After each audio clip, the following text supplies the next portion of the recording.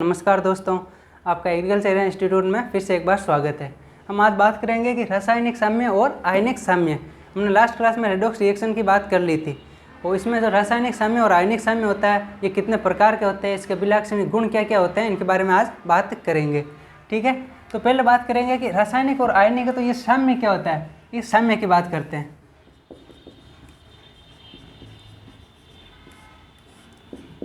तो ये साम्य क्या है कि साम्य वह अवस्था जिस पर अग्र अभिक्रिया का वेग और पश्च अभिक्रिया का वेग बराबर होता है। वह अवस्था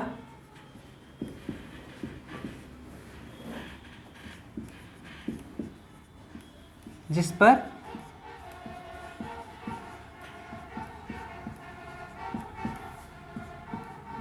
अग्र अभिक्रिया व पश्च अभिक्रिया का वेग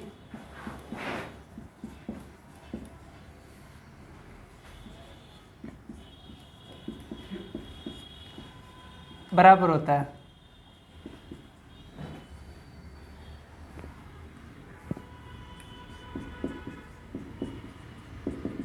तो क्या कहलाता है, साम्य अवस्था।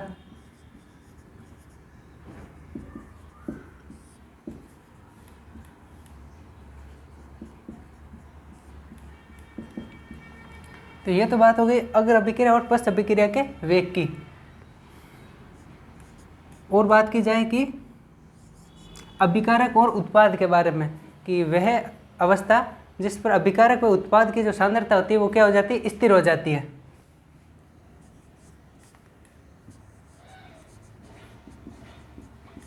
वह अवस्था जिस पर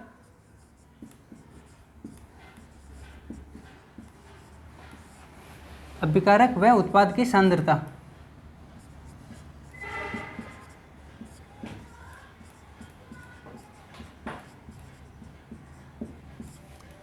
क्या हो जाती है, स्थिर हो जाती है।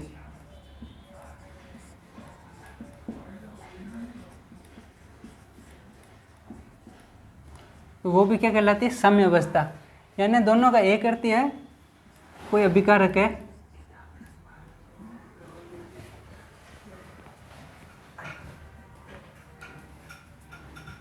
जैसे कोई अभिकारक ले रखा है ए और अभिकारक बी, तो अग्र अभिक्रिया का वेग, अग्र अभिक्रिया वो जो सीधी दिशा में आगे चलती है वही अनुत्क्रम सीधी वापस रिपीट होती है, तो वो पश्च अभिक्रिया। तो अग्र अभिक्रिया का वेग पश्च अभिक्रिया के वेग के क्या होता है, बराबर होता है।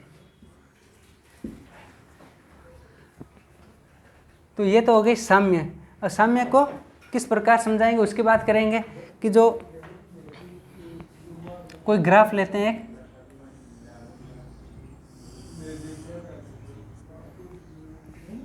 सांद्रता व समय पर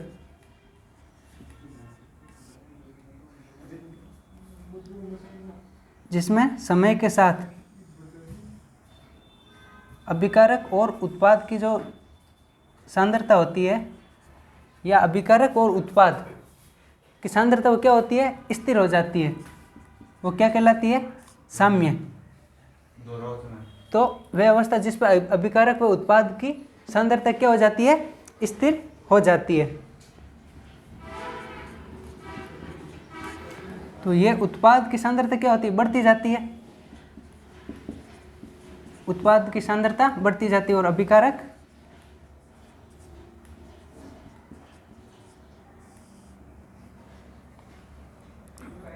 की सांद्रता क्या हो जाती है, कम हो जाती है, या समय के साथ शून्य हो जाती है। अभिकारक की सांद्रता समय के साथ क्या हो जाती है, शून्य हो जाती है। लेकिन ये बात जरूर ध्यान रखना कि अभिकारक उत्पाद की सांद्रता क्या होती है, स्थिर होती है। ठीक है, और वहीं पे अभिक्रिया के वेग की बात करें, ये तो अभिकारक उत्पाद की सांद्रता की बात की।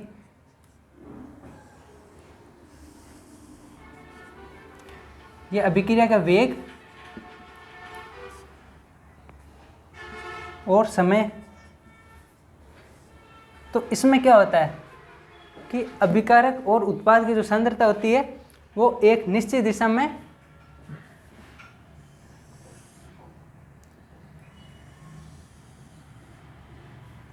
क्या होती है, स्थिर हो जाती है।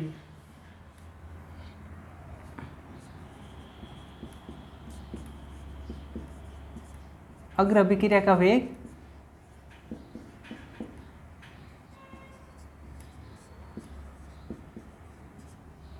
पश्च अभिक्रिया के वेग के क्या हो जाता है, बराबर हो जाता है। तो इस प्रकार हम कह सकते हैं RF बराबर RB। तो ये ध्यान रखना, अग्र अभिक्रिया का वेग और पश्च अभिक्रिया का वेग क्या हो जाता है, बराबर हो जाता है। वो क्या कहलाता है, साम्यावस्था। और वहीं अभिकारक और उत्पाद की सांद्रता स्थिर हो जाती है तो वही क्या कहलाती है, साम्यावस्था। ठीक है, इसको नोट कर लीजिए, स्क्रीनशॉट ले लीजिए। फिर इनके गुणों की बात करते हैं कि साम्यावस्था के गुण क्या क्या हैं।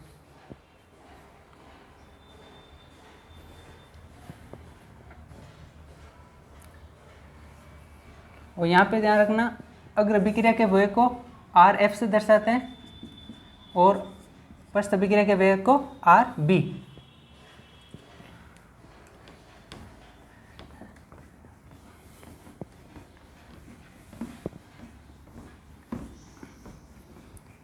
वहीं इनके अभिलाक्षणिक गुणों की बात की जाए तो जो अभी ग्राफ बनाए हैं उसी के आधार पर है कि साम्य के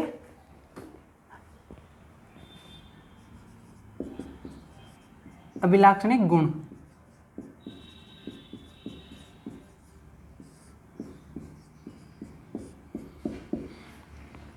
इसके गुण क्या क्या हैं, मुख्य गुण जो अभी हमने साम्यावस्था पे बात की थी इसके ग्राफ पे, उसी पर आधारित है। पहला,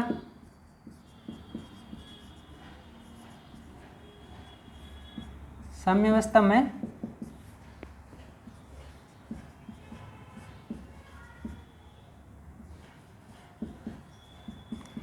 अग्र अभिक्रिया का वेग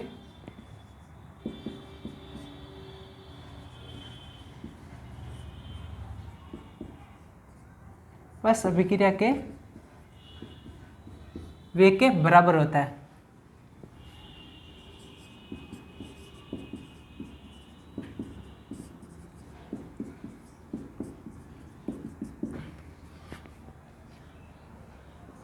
और दूसरी हमने बात की थी कि अभिकारक और उत्पाद की सांद्रता स्थिर होती है। तो साम्यावस्था में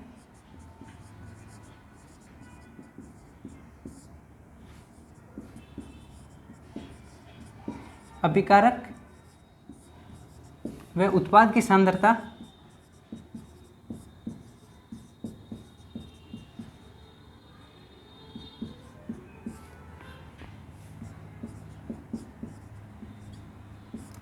स्थिर होती है। तो क्या कहलाती है, साम्यावस्था कहलाती है।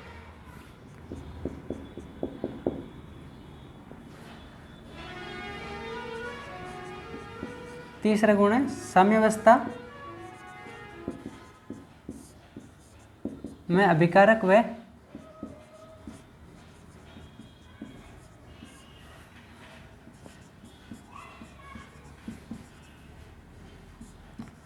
उत्पाद के, यहाँ पे ध्यान रखना, जो साम्यावस्था अभिकारक व उत्पाद के जो संख्यात्मक गुण होते हैं, संज्ञात्मक गुण यानी भौतिक गुण यानी रंग, गंध, विलेयता या घनत्व, वो आदि सब क्या होते हैं, स्थिर होते हैं। जो संख्यात्मक गुण होते हैं, संख्यात्मक गुण यानी भौतिक गुण,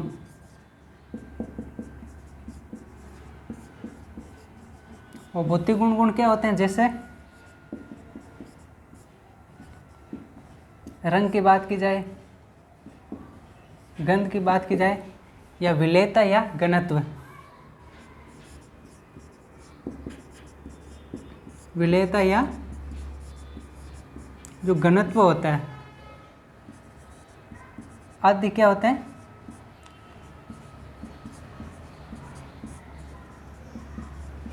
आदि स्थिर होते हैं। और लास्ट में ये ध्यान रखना पॉइंट बहुत ही इंपॉर्टेंट है, आगे भी काम आएगा, कि साम्यावस्था में गिब्स मुक्त ऊर्जा में परिवर्तन और एंट्रोपी में परिवर्तन का मान क्या होता है, शून्य होता है।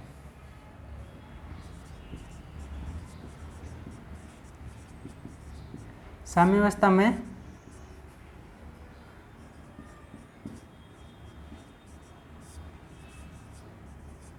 गिब्स मुक्त ऊर्जा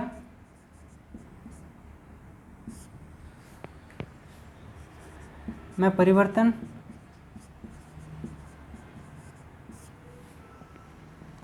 एंड गिब्स मुक्त ऊर्जा को जी से कैपिटल जी से प्रदर्शित करते हैं, और इसमें परिवर्तन को डेल्टा से प्रदर्शित करते हैं। तो इसे डेल्टा जी से व्यक्त किया जाता है गिब्स ऊर्जा में परिवर्तन। तथा एंट्रोपी में परिवर्तन, एंट्रोपी में परिवर्तन, एंट्रोपी को एस से प्रदर्शित किया जाता है और परिवर्तन को वही डेल्टा, तो डेल्टा एस, एंट्रोपी में परिवर्तन डेल्टा एस से प्रदर्शित किया जाता है। तो यहाँ पे क्या बात होगी, गुण की बात की जाए तो साम्यावस्था में गिब्स मुक्त ऊर्जा और एंट्रोपी में परिवर्तन है, परिवर्तन का मान क्या होता है, मान शून्य होता है।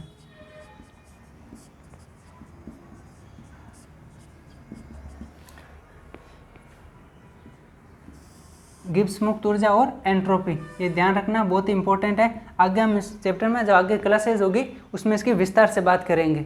ये ध्यान रखना कि एंट्रोपी को एस से प्रदर्शित करते हैं और गिब्स मुक्त ऊर्जा को जी से, और परिवर्तन को डेल्टा। परिवर्तन दो प्रकार का होता है, एक तो कम परिवर्तन और एक अधिक परिवर्तन। तो ये ध्यान रखना कि कम परिवर्तन होता है उसको तो स्मॉल डी से प्रदर्शित करते हैं, और जो अधिक परिवर्तन होता है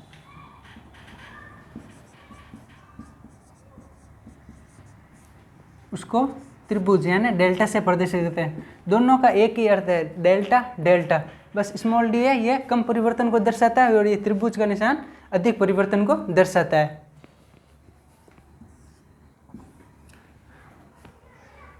तो ये साम्यावस्था के जो अभिलाक्षणिक गुण हैं ये हो गए, इनको नोट कर ले। फिर आगे बात करेंगे कि जो साम्य होता है, जो रासायनिक अभिक्रिया होती है वो दो प्रकार की होती है, एक तो रिवर्सिबल यानी उत्क्रमणीय अभिक्रिया और अनुत्क्रमणीय अभिक्रिया।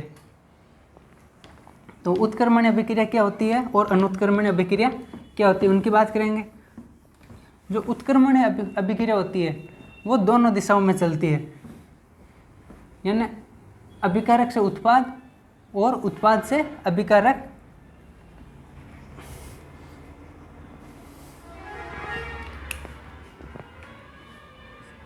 किसकी बात करेंगे कि रासायनिक अभिक्रियाएं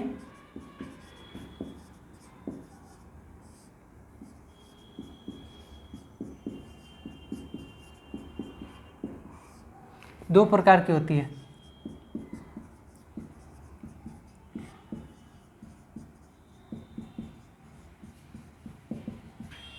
दो प्रकार की, पहली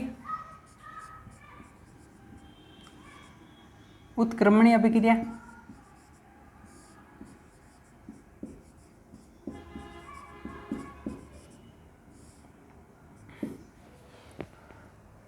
और दूसरी अनुत्क्रमणीय अभिक्रिया। तो पहले बात करेंगे कि उत्क्रमणीय अभिक्रिया या रिवर्सिबल रिएक्शन क्या होती है, कि वह अभिक्रिया जिसमें अभिकारक उत्पाद में, उत्पाद अभिकारक में परिवर्तित हो जाता है, यानी अभिक्रिया दोनों दिशाओं में चलती है।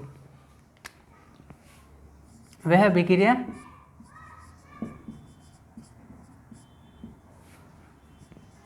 जिसमें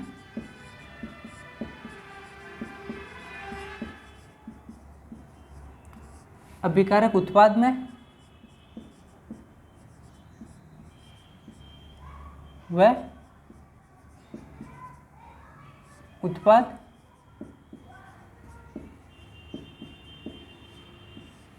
अभिकारक में परिवर्तित हो जाता है।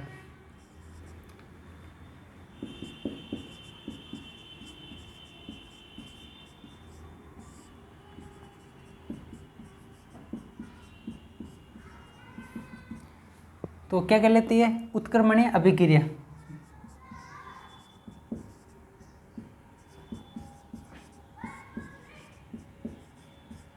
उत्क्रमणीय अभिक्रिया कहलाती है। तो दोनों दिशाओं में कैसे चलती है? जैसे एग्जांपल लें, N2 plus 3H2 is equal to 2NH3। तो N2 प्लस 3H2 से क्या बनेगा? अमोनिया 2NH3, और वहीं पे 2NH3 से N2 प्लस 3H2, यानी अभिक्रिया दोनों दिशाओं में होगी। यानी तो इस प्रकार कह सकते हैं यह अभिक्रिया दोनों दिशाओं में चलती है, दोनों दिशाओं में चलती है। एक रिवर्सिबल प्रोसेस है। और जैसे H2 प्लस I2 2HI, तो ये होगी उत्क्रमणीय अभिक्रिया। आगे हम बात करेंगे अनुत्क्रमणीय अभिक्रिया। दूसरी रासायनिक अभिक्रिया कौन सी है? अनुत्क्रमणीय अभिक्रिया।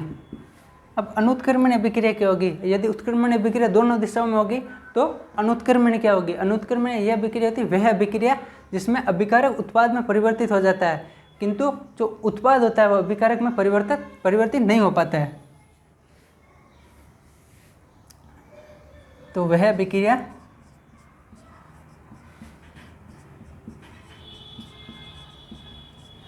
जिसमें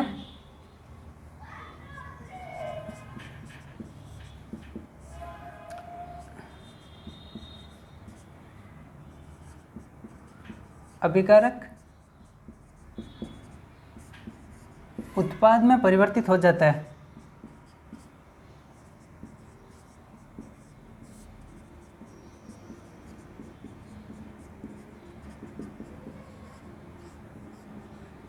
किंतु जो उत्पाद होता है वो अभिकारक में परिवर्तित नहीं हो पाता है, किंतु उत्पाद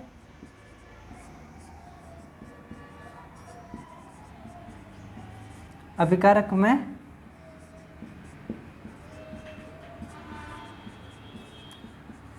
परिवर्तित नहीं हो पाता है।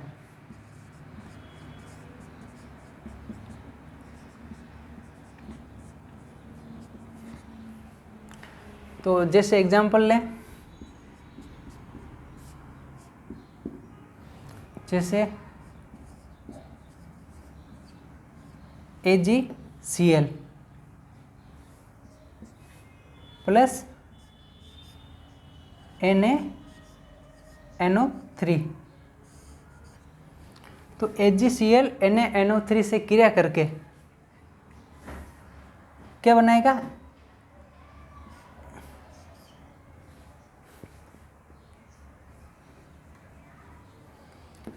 AgCl और NaNO3।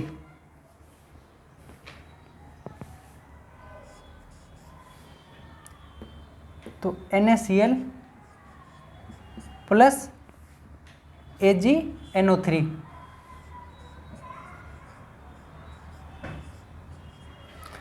तो ये अनरिवर्सिबल प्रोसेस है, यानी अनुत्क्रमणीय अभिक्रिया है। और ये AgCl क्या होगा?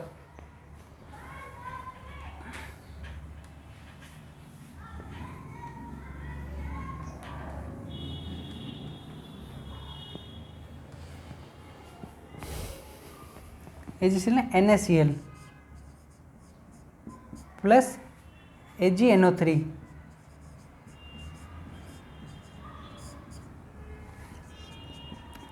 नमक और AgNO3 क्रिया करके NaNO3 और AgCl NaNO3 प्लस AgCl श्वेत अवक्षेप का निर्माण करता है, श्वेत अवक्षेप का। तो ये NaNO3 AgCl श्वेत अवक्षेप में प्राप्त होता है, तो ये वापस उत्पाद से अभिकारक नहीं बनाया जा सकता, तो इसे अनुत्क्रमणीय अभिक्रिया कहते हैं। ठीक है, आज हम यहीं तक बात करेंगे और आगे बात करें जो है वेग नियम या द्रव्य अनुपाति का नियम, उसमें Kc व Kp में संबंध क्या होता है, आगे विस्तार से कल बात करेंगे। ठीक है, इसको नोट कर लेना।